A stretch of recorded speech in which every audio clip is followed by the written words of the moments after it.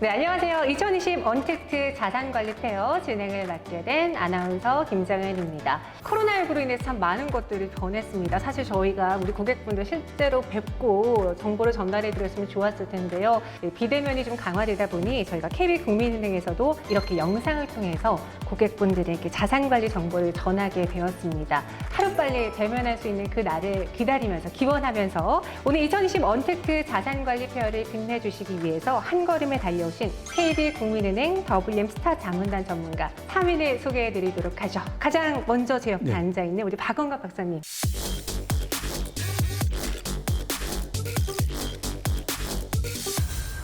네, 안녕하십니까. 저는 박원갑입니다. 부동산 시장에도 새로운 삶의 표준 넥스트 노멀이 열리고 있습니다. 그래서 그 트렌드의 핵심을 제가 좀 짚어드리고 싶어서 나왔습니다. 오늘 네. 또 넥스트 노멀에 대한 이야기를 해주신다고 하니까요.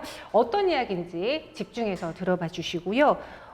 다음으로는 제가 섭외받고 여의도 5번 출구 영상을 보니까 이분의 얼굴이 제일 많이 보였습니다.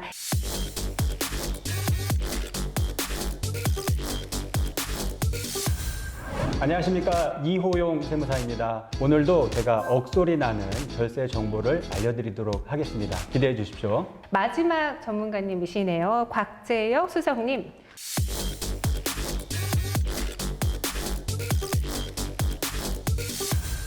안녕하십니까. 방금 소개받은 곽재혁입니다. 저도 오늘 금융시장 뉴노멀 트렌드와 자산관리 포인트에 대해서 콕콕 핵심을 짚어드리도록 하겠습니다.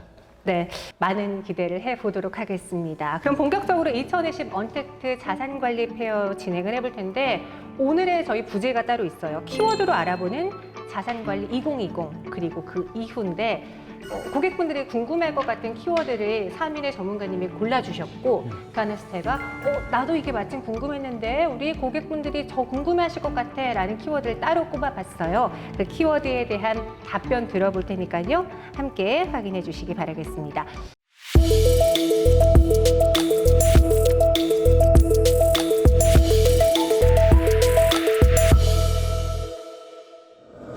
첫 번째 키워드는 정말 많지만 올 한 해 정말 전 세계인들에게 영향을 미쳤던 코로나라는 키워드를 꼽아볼게요. 어떤 분께서 선정해 주셨나요? 저를 쳐다보시네요. 다들 선택 안 하셨나요? 중요한 키워드잖아요. 네, 워낙 중요한 맞습니다. 키워드라서 저는 네. 다 선택하실 줄 알았는데 네. 저만 한 걸로. 코로나 이후를 의미하는 포스트 코로나라는 형태로 제가 좀 말씀을 한번 드려보고 싶습니다. 각국의 중앙은행, 정부가 사실 엄청나게 이제 재정을 풀고 유동성을 빨리 공급했어요. 갑자기 폭락하던 주가가 어느 순간인가 제자리로 돌아버린 거죠. 분명히 지금 실물 경기는 누가 생각해도 좋습니까, 안 좋습니까? 안 좋죠. 별로 안 좋잖아요. 네. 그런데 금융시장 상황은 또 너무 좋단 말이에요. 실물과 금융의 어떤 괴리, 이런 부분들이 또 지금 많은 분들의 고민이 아닌가 싶습니다. 괴리들이 정상화되려면은 어쨌거나 백신이나 치료제 이런 것들이 제때 출시가 돼야 될 것 같아요. 올 연말이나 내년 초 정도 지금 저희는 보고 있거든요. 결국 그러면은 우리가 뭘 봐야 되느냐? 한 세 가지 정도를 제가 말씀드리고 싶은데 첫 번째로는 5G 관련된 인프라 기업들 그리고 이제 언택트나 비대면 관련돼서 코로나19 사태로 다른 기업들은 다 힘들다 그러는데 이 기업들은 오히려 수익이 더 많이 났죠.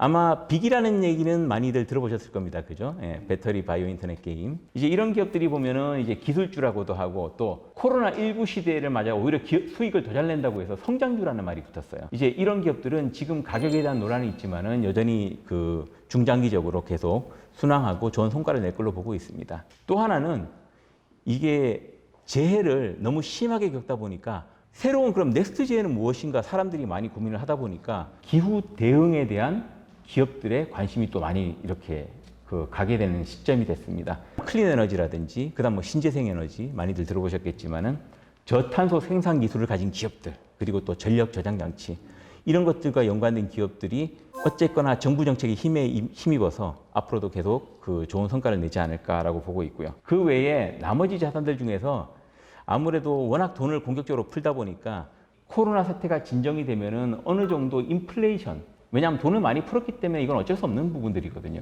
크든 작든 인플레이션 압력이 올 수밖에 없는데 그와 관련된 대체 자산으로 금 같은 실물화폐 또 원자재, 물가 연동 채권 같은 이런 대체 자산들이 좀 각광을 받고 있어요. 특히 그 중에서 이제 금에 주목하시는 분들이 좀 많은 게 현실입니다. 이자가 없잖아요. 그러다 보니까 과거 이렇게 이자가 높을 때는 좀 이제 별로 인기가 없었는데 요새 이자 엄청 낮죠. 그러다 보니까 다시금 금이 뜨고 있어요. 다만 이제 이런 분위기에도 불구하고 저희가 볼 때 인플레이션 압력이 그렇게 높지는 않을 걸로 봅니다. 왜냐하면은 고령화도 심한 데다가 아시다시피 지금 기술혁신 때문에 경기가 좋아져도 별로 물가가 올라가지 않는 그런 구조거든요. 그러다 보니까 너무 큰 기대보다는 이런 대체 자산을 아까 말씀드린 핵심 자산에다가 좀 포트폴리오 형태로 편입하는 정도. 요 세 가지를 제가 지금 자산관리 포인트로 말씀드렸습니다.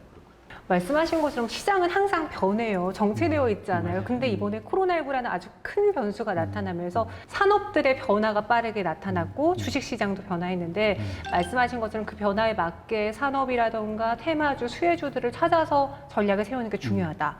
이렇게 이야기해 주셨고 코로나19로는 두 분도 하실 말씀 많을 것 같은데 또 다른 이야기 뭐 있을까요? 네. 그 핵심 키워드로 언컨택 쇼크라고 말씀을 드리고 싶어요. 스마트폰이 많은 어떤 그런 삶의 변화를 몰고 왔는데 네. 그 부동산도 한복판에 있다는 겁니다.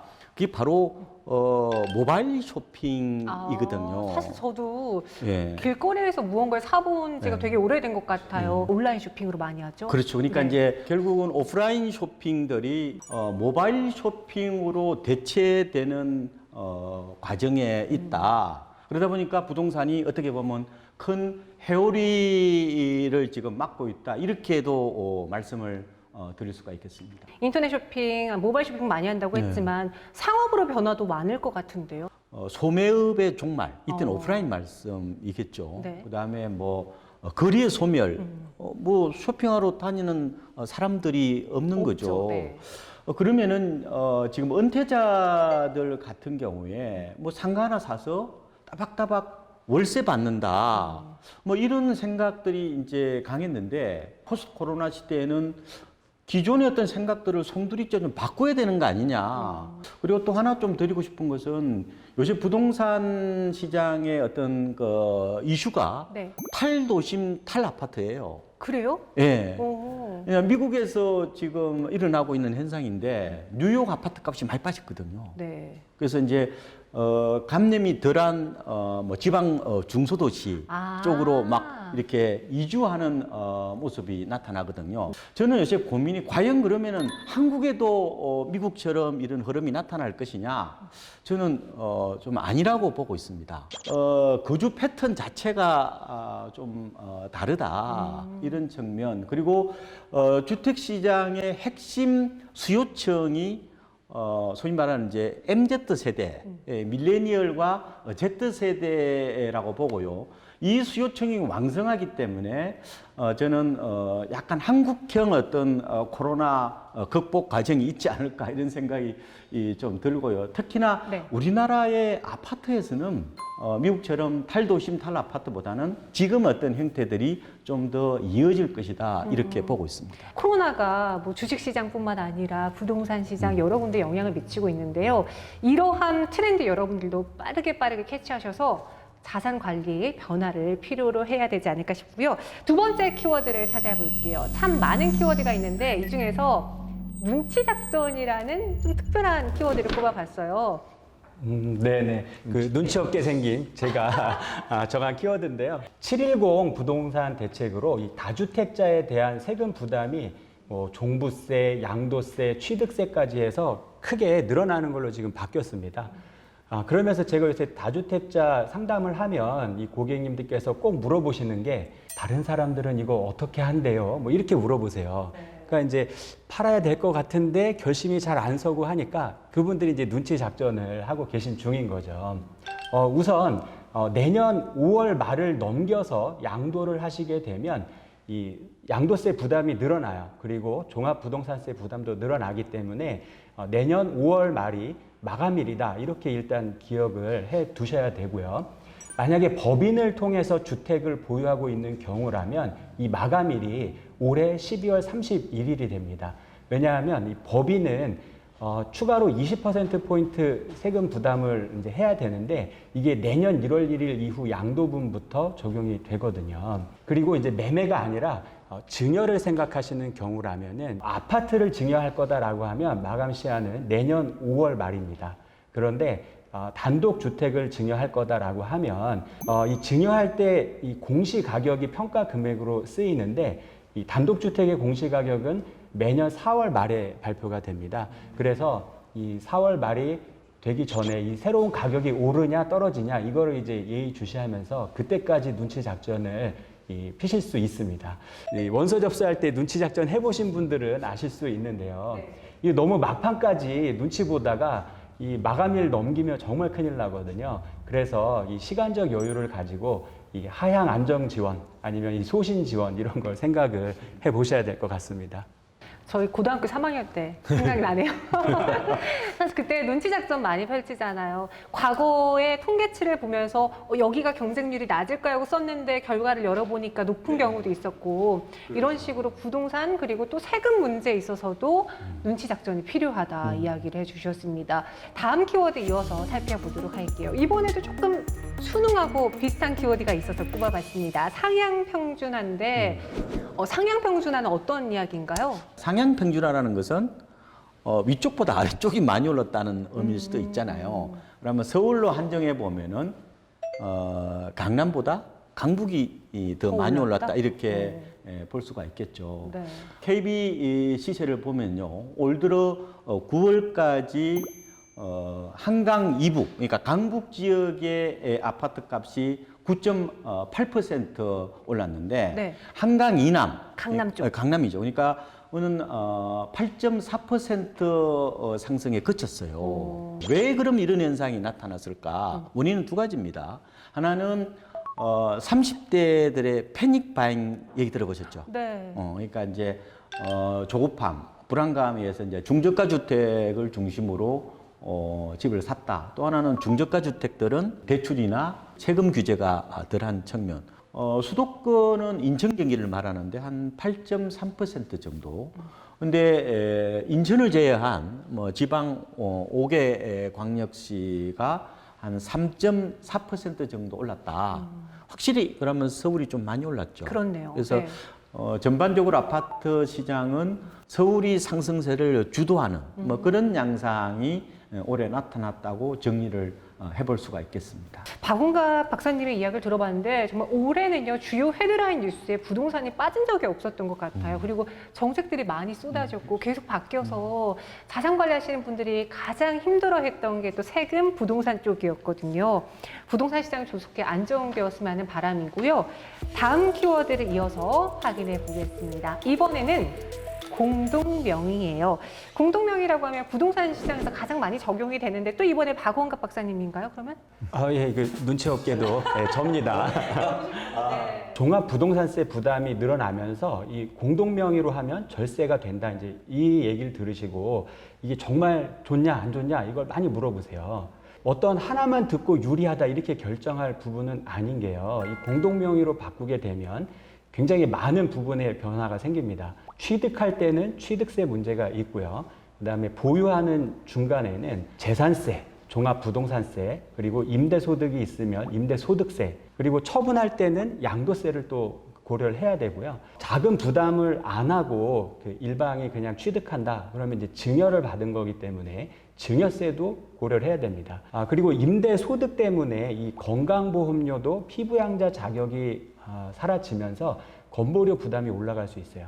무려 7가지나 이 영향을 미치거든요. 그래서 이걸 다 따져보고 이게 정말 유리하냐 불리하냐 이걸 결정을 하셔야 이제 나한테 유리한 방안을 제대로 찾으실 수가 있는 겁니다. 그런데 대체로 공동명의가 유리하다 이렇게 알려져 있습니다. 이게 왜 그러냐 하면요. 취득세하고 재산세는 재산에 대해서 부과가 되기 때문에 공동명의로 하든 단독명의로 하든 변화가 없습니다. 그런데 종합부동산세나 양도세 이런 세금들은 명의를 공동으로 나눌수록 세금이 줄어듭니다. 뭐 안 줄어들고 그대로인 경우도 있지만 그러다 보니까 공동명의로 하면 세금이 줄어드는 경우가 많다. 그래서 유리하다. 이렇게 얘기를 하는 거거든요.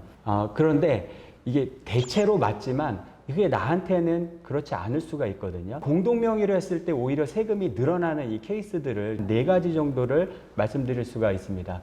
첫 번째로 종합부동산세에 있어서 이 공동명의로 하면 이 고령자 감면 아니면 장기 보유 감면 이거를 못 받는 경우가 생길 수가 있는데 이것 때문에 공동명의로 하면 오히려 불리한 경우가 생깁니다.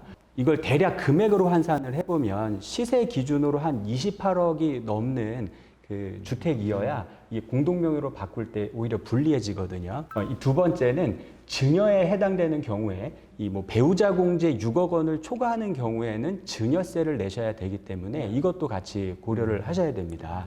세 번째는 만약에 임대 소득이 생기는 그 주택이라고 하면 이 임대 소득 금액 때문에 건강보험 피부양자 자격이 박탈될 수가 있습니다. 그래서 이것도 꼭 주의를 하셔야 되는 부분입니다.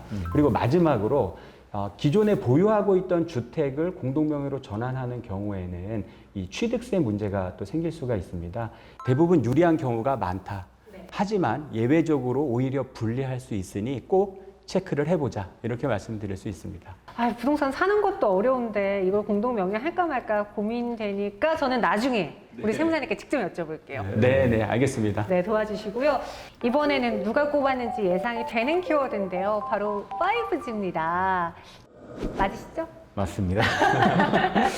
일단 그 5G로 지금 4차 산업혁명이 더욱더 가깝게 다가오고 있다 이런 말씀을 좀 드리고 싶어요.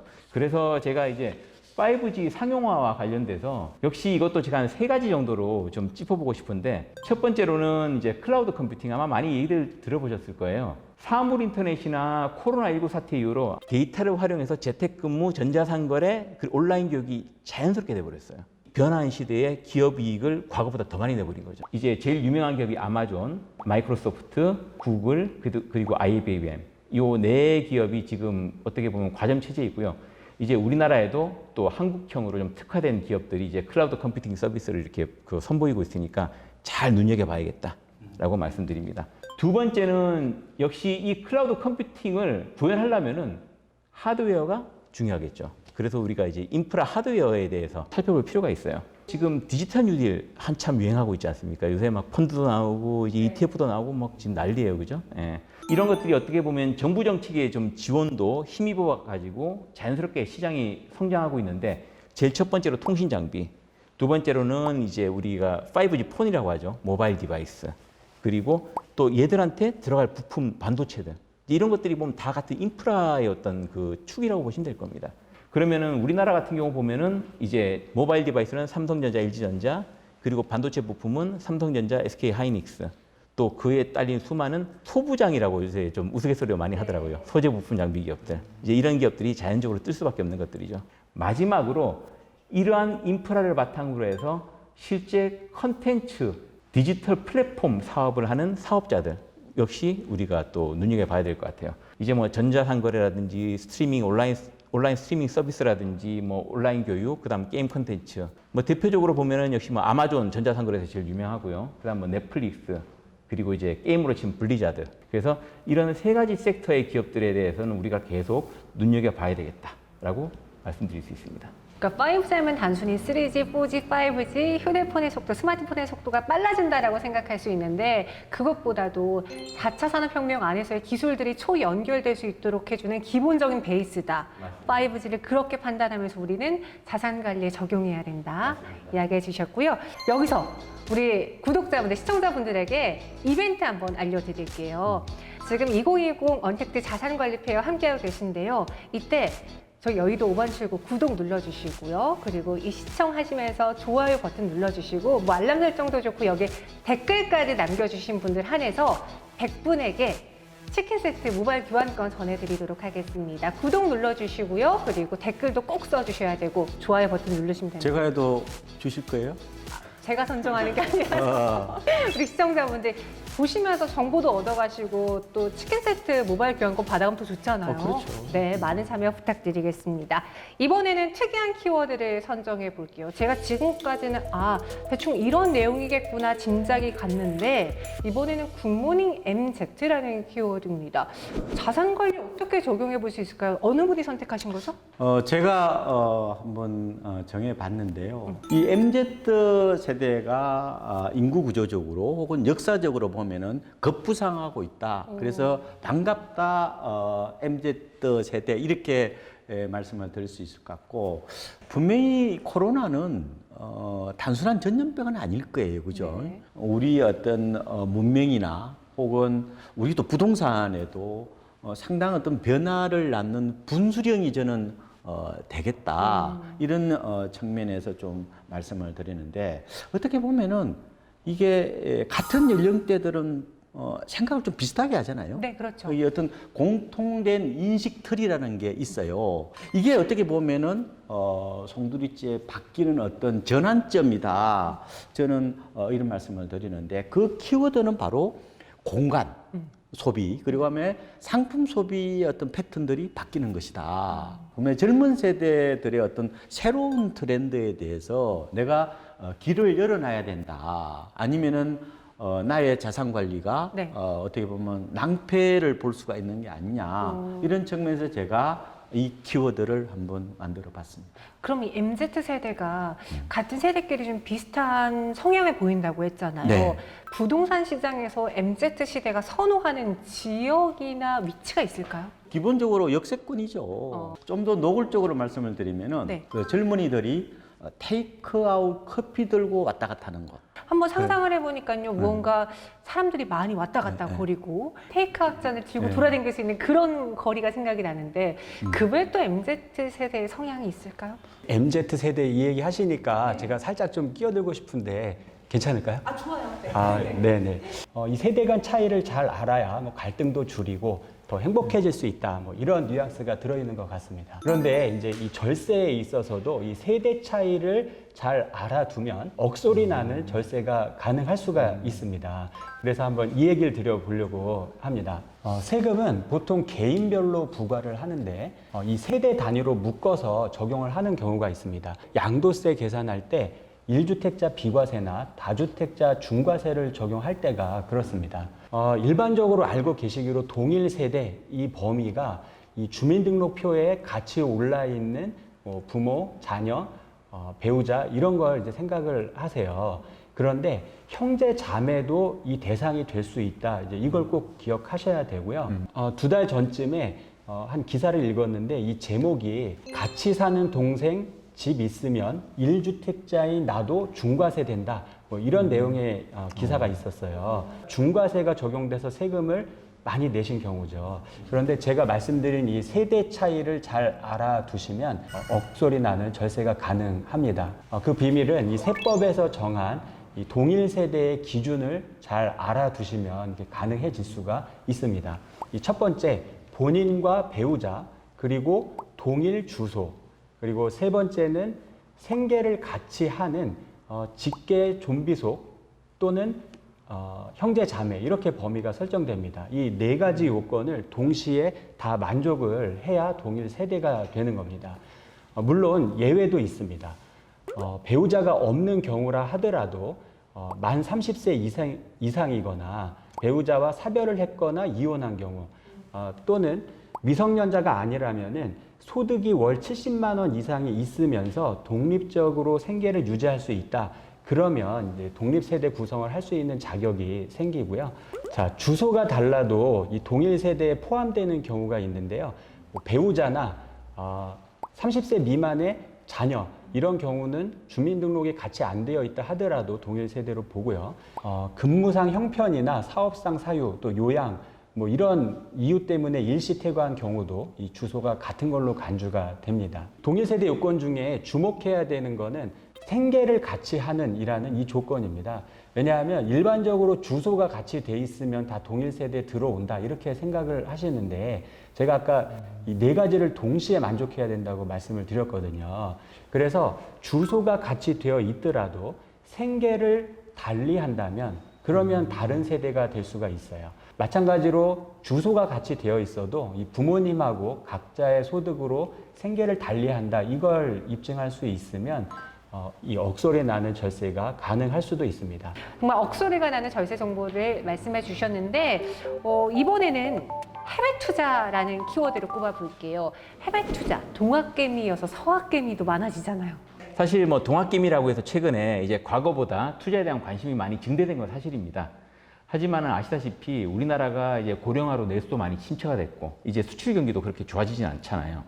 이런 것들 때문에 저금리, 저성장, 고령화가 국내 투자 환경을 자꾸 어렵게 한다. 뭐 이제 다들 좀 어느 정도 주지하는 사실이실 텐데, 자, 그래서 우리가 이제 해외 투자에 대해서 좀 더 관심을 가지고 봐야겠다라는 말씀을 좀 먼저 드리고 싶어요.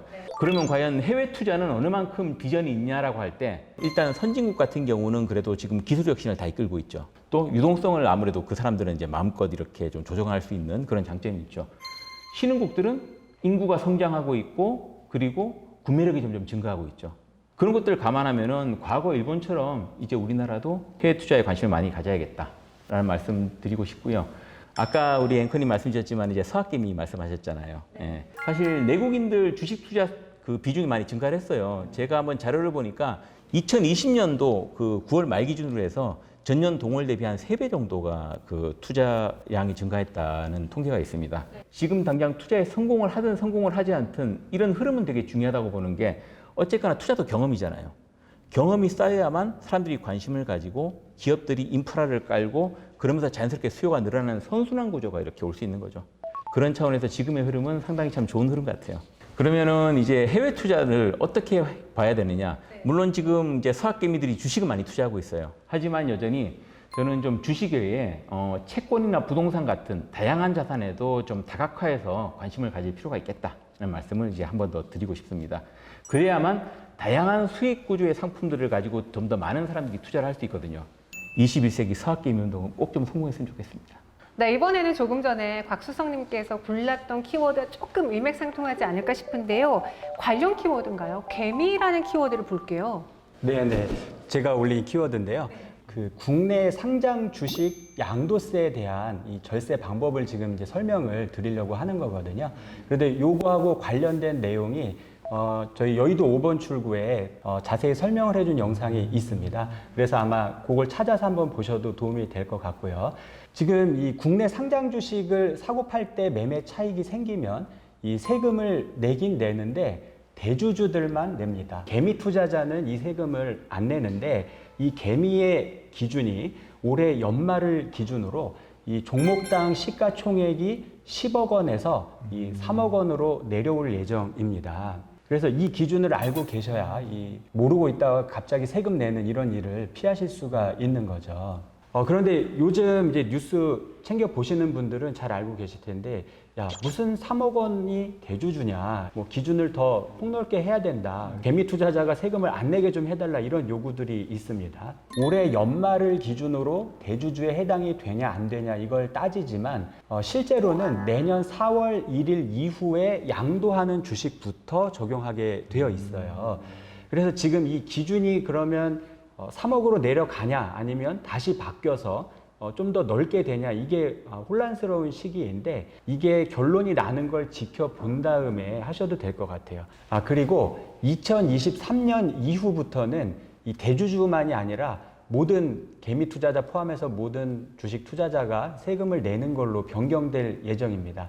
이 확정된 건 아니고 정부에서 개정 세법안을 올린 걸 보면요, 이 양도소득세가 아니라 금융투자소득으로 이름을 바꿔서 세금을 다 물리는 거로 되어 있고요.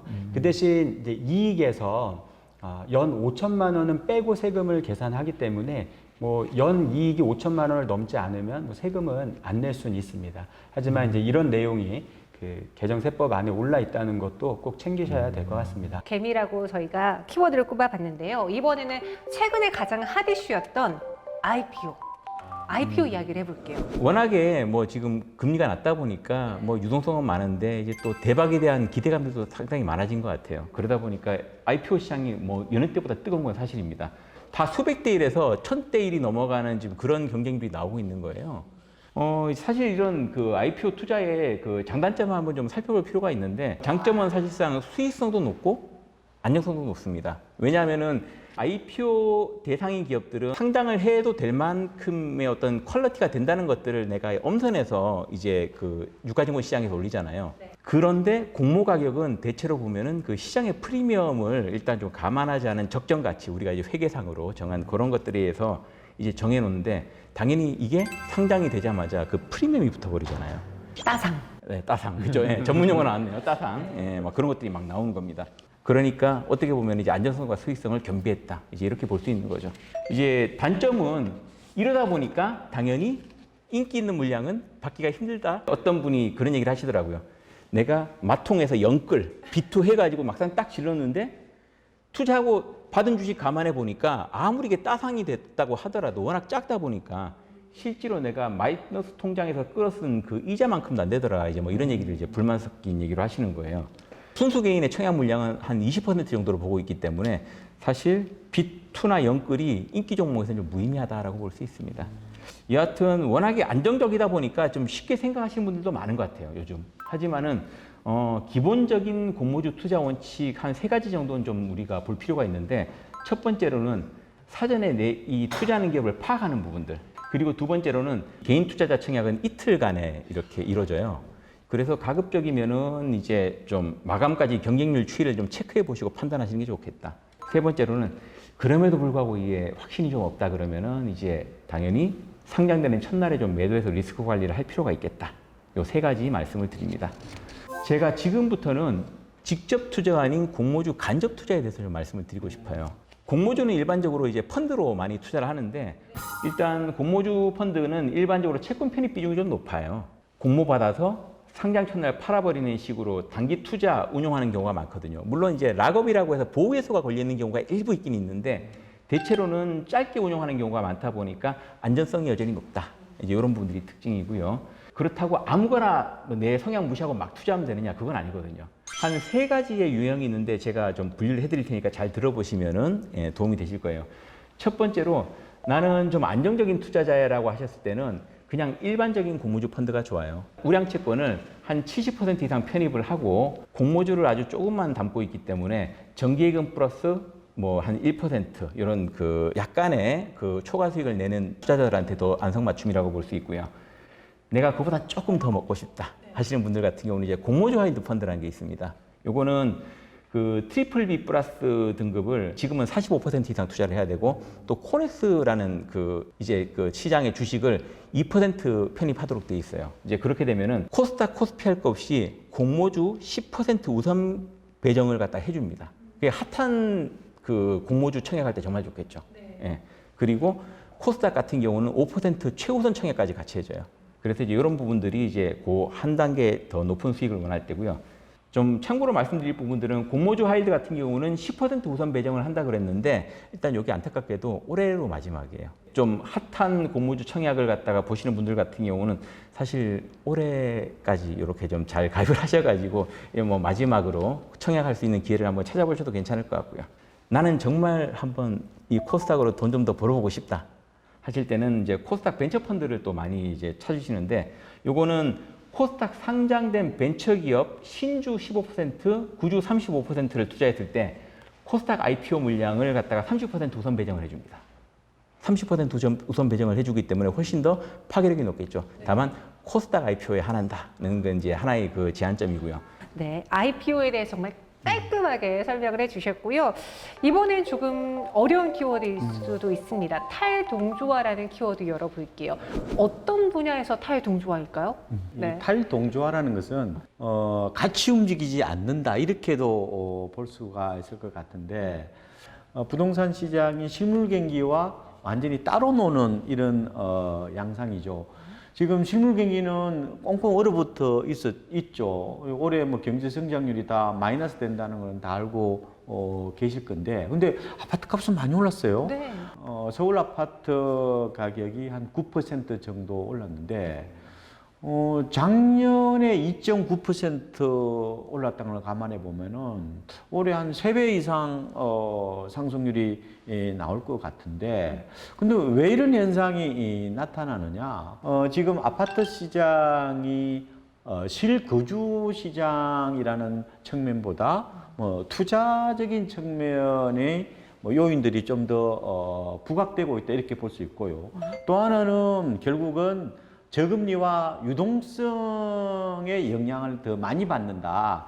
저희들이 이제 연구 논문을 보면은 서울 아파트 가격은 뭐 소득이라든지 물가 이런 영향보다는 오히려 M2라고요. 이런 시중에 풀린 총 유동성 네. 혹은 뭐 광의 통화 이런 얘기를 하는데 그 M2가 가장 큰 영향을 준다 이런 얘기도 있습니다. 7월 말 현재 우리나라의 M2가 3,000조를 넘었거든요. 이 정부 들어서 M2가 26% 정도 지금 늘어났다 이렇게 볼 수가 있는데 결국은 집값이 올라가기 위해서는 이 소득, 실물 경기가 받쳐줘야 되잖아요. 근데 네. 지금 유동성으로 끌어올린 모양새이기 때문에 이게 자칫 어떤 유동성 거품이 될 수가 있다. 그래서 지금 어떤 고점 부분에 대해서 조금은 경계를 해야 되는 게 아니냐 이런 생각들을 해보고 있습니다. 박 의원님 말씀 듣고 부동산 시장에 대한 이해가 조금 더 되는 것 같은데요.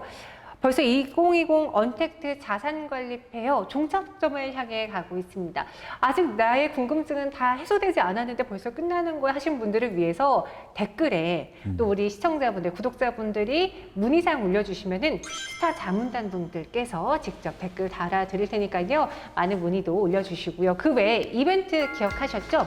아까 말씀드린 것처럼 구독과 함께 또 좋아요 눌러주시고 여기에 댓글 남겨주시면은 그 세 가지를 모두 다 충족하신 분들 한해서 100분을 선정해 드리도록 하겠습니다.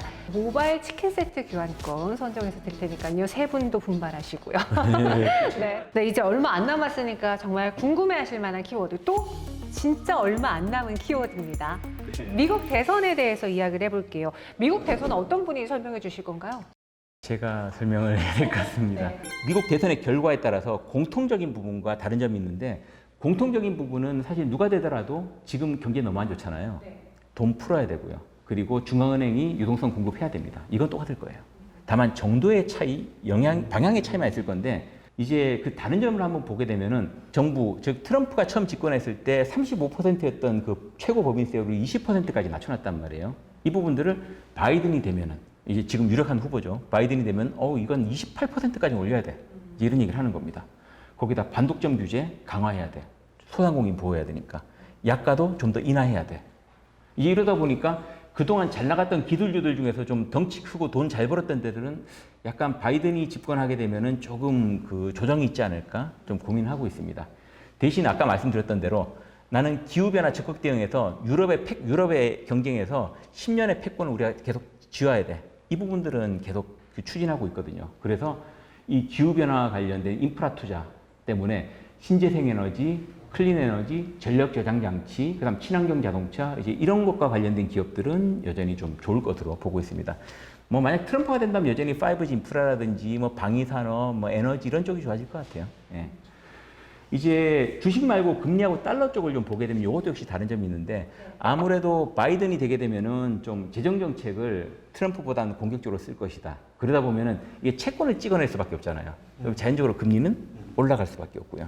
그것 때문에 이제 달러 가치는 조금 약세가 될 걸로 보고 있는데 이제 트럼프가 되면 다들 우려하는 게 지금도 저런데 나중에 되고 나면은 얼마나 이제 중국과 갈등이 심화되겠어. 아무래도 무역 갈등이 더 심해지고 안전자산 선호 현상으로 또 다시 돌아가면서 금리가 떨어지고 달러가 반대로 좀 더 강세로 가지 않을까라고 보고 있습니다. 단순히 한 나라의 대선이 아니라 정말 글로벌 세계에 영향력을 미치는 대선이기 때문에 우리가 미국 대선과 관련해서도 계속해서 뉴스를 업데이트하고 내 투자 전략, 포트폴리오 전략에 잘 활용하셔야겠습니다. 네, 그리고 다음 키워드는 좀 특별한 키워드인데 전혀 감이 안 잡힙니다. 울퉁불퉁이라는 키워드를 누가 꼽아주셨더라고요. 예. 또 박사님이세요? 울퉁불퉁 뭐 자갈길은 아니고요. 네. 지역에 따라 굴곡이 있다, 뭐 편차가 있다 이렇게 보시면 될 것 같고 올해 지방 부동산 시장으로 한번 대입을 시켜봤습니다. 네. 아까 말씀드린 것처럼 뭐 서울 수도권은 동조와 같이 움직이는 모습이었는데 지금 지방은 서로 다 달라요. 그래서 굉장히 지금 편차가 크고 뭐 차별화되어 있는 모습이라고 보시면 되는데 네. 아무래도 그 지역 경제 사정 또 뭐 주택의 어떤 입주무 물량에 따라서 서로 다르게 움직인다 이렇게 보시면 되는데 대구 같은데 네. 보통 국민주택 규모 33평짜리 아파트가 얼마 정도 할 것 같아요? 가장 비싼 거. 가장 비싼데요. 제가 알기로는 되게 비싼 아파트가 거의 서울 강남 못지않게 비싸다. 20억이 넘는다고 들었는데. 그렇죠. 10억 넘는 것은 뭐 작년 여름 얘기고요. 네. 최근에 이제 대구 수성구 범어동의 한 아파트를 보니까 지난 8월에 실거래가가 네. 15억 4천만 원이에요. 15억. 뭐 부산 뭐 해운대라든지 대전의 뭐 도룡동 이런 데 가도 비싸요. 국민주택 규모가 뭐 11억, 12억 하는 곳들도 많거든요. 근데 인구가 줄어들잖아요. 네. 그런데 어떻게 아파트 값만 이렇게 비싸느냐? 제가 그걸 곰곰이 생각해 보니까 도시가 이렇게 평평하게 퍼지는 게 아니라 중심을 향해서 이렇게 뾰족하게 올라가는 이른바 초설림화 혹은 슈퍼설림화 현상으로 저는 그거를 해석을 하고 싶더라고요. 네. 그러면 지방에서 쏠림 현상이 나타나고 있는 핵심 동의는 뭐냐? 네. 바로 맹모입니다. 오, 학군, 네. 이런 여건이 잘 갖춰진 곳에서 아파트 값이 비싸다는 거예요. 서울이나 지방이나 공통적인 것은 역시 집값은 교육 여건이 결정하더라. 이걸 저는 또 이번에 확인을 했습니다. 울퉁불퉁이라는 키워드를 주셨고요. 그 다음은 조금 비슷한 키워드로 꼽아봤어요. 마지막 키워드입니다. 오락가락인데 이건 누가 골랐는지 알 것 같아요. 이호영 세무사님 맞으시죠? 네. 올해 그 주택 임대 사업자에 대한 세제 혜택 쪽에 뭐 이런 일이 있었어요. 710 부동산 대책에 보면 등록 주택 임대 사업자 중에서 뭐 4년 단기, 그 다음에 8년의 경우에는 아파트, 요거는 이제 앞으로 등록 제도가 폐지가 됐습니다. 그리고 의무 임대 기간이 만료가 되면 정부에서 직권 말소를 해서 더 이상 임대 사업자 유지를 못하게 했고요. 그다음에 아까 이제 폐지된 사업자 유형은 임대 기간을 다 채우지 않아도 자진해서 이 사업자 말소를 할 수 있게 이제 바뀌게 됐습니다. 그런데 이제 이 대책이 나오고 나서 그럼 기존에는 주택임대사업자 등록을 하면 세제 혜택을 주겠다라고 해서 쭉 등록을 했는데 임대 기간 되면 말소시키고 이러면 세제 혜택이 어떻게 되냐, 다 날아가는 거 아니냐, 이런 불만들이 많았습니다. 그래서 정부에서 이 보완 대책을 마련을 해서 발표를 하면서 기존에 등록한 임대 사업자들은 의무임대 기간 만료까지는 안정적으로 할 수 있다. 그래서 이렇게 이제 대책이 나왔어요. 그런데 이제 이 대책을 잘 뜯어보면 기존에 등록한 임대 사업자는 모든 혜택이 그대로다. 이게 아니거든요. 네. 그래서 여기에 약간 주의를 하셔야 돼서 이 키워드를 올렸는데요. 주택임대 사업자 등록하신 분들 중에는 이 8년 의무 임대 기간, 이 장기 일반 임대 사업자로 등록을 하고 의무 임대 기간보다 추가로 2년을 더 채운 10년을 채우면 장기 보유 특별 공제 최대 70%가 가능한 경우가 있고요. 또 주택을 취득하자마자 3개월 이내에 등록한 경우에 양도소득세 100% 감면을 해주는 이런 혜택들이 있었어요. 그래서 이 혜택을 기대했던 분들은 의무임대기간 8년이 지나면 직권으로 말소가 되기 때문에 내가 아무리 10년을 채우고 싶어도 그렇게 할 수 없게 됐습니다. 기대했던 거와 다르게 이제 사라져버리게 된 거죠.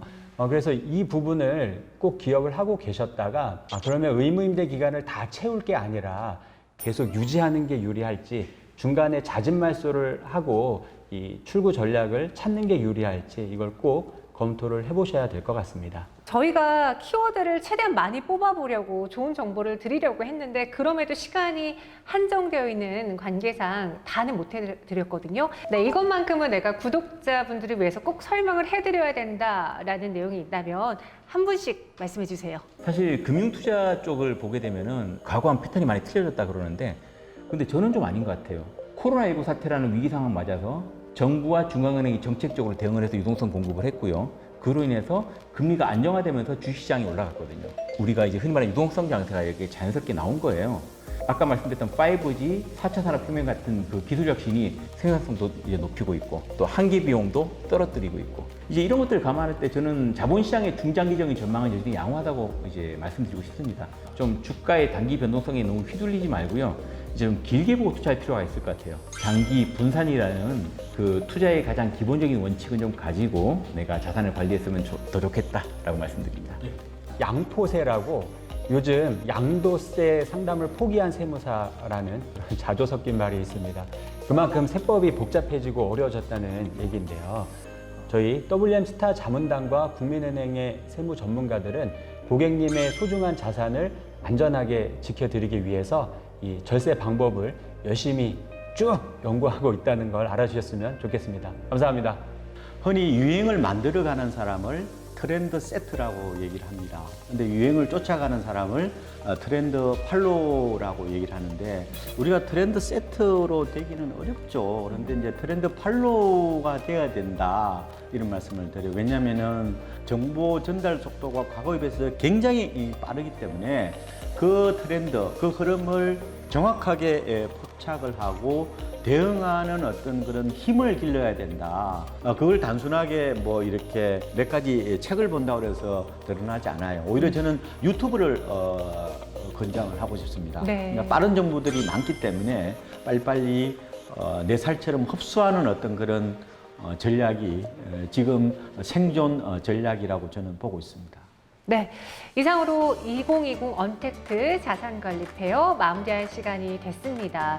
저희가 키워드를 꼽아서 다양한 정보 전해드렸으니까요. 정말 빠르게 변화하고 있는 이 세계에 여러분들의 투자 전략도 변화하면서 맞춰가면서 부를 최대한 축적해 보시기 바라겠고요. 또 저희가 이벤트 있다고 하고 있다고 전해드렸잖아요. 방송 보시면서 여의도 5번 출구 구독 눌러주시고 또 저희의 영상 좋아요 눌러주시고 댓글 남겨주신 분들에 한해서 100분을 선정해서 모바일 치킨 세트 교환권 전해드릴 테니까요. 끝까지 많은 참여 부탁드리겠습니다. 오늘 세 분과 함께 했고요. 저는 아나운서 김정윤이었습니다. 감사합니다. 안녕. 안녕.